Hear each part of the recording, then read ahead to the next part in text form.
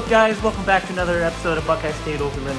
I am your host, Cameron Salapak, and we are going to be working on the turd once again.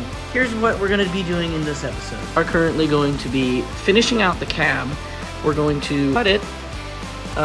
You can see where I've started to cut it right here, but we're going to be using this piece and on the other one, which is back there, and we're going to essentially just line it up and weld it all across the top here.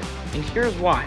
Yes, it's the tailgate area, but I'm not really going to be using it for the tailgate stuff. It's pretty much easier for me to, I'm in the cab, to store stuff behind there. There's going to be subwoofers back there anyway, and it's just not worth it.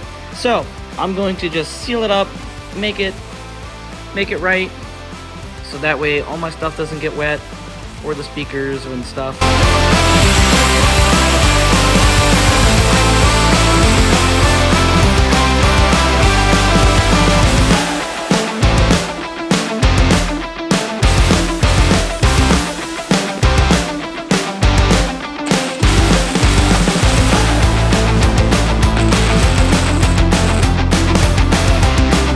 That one went down my sock. That hurt.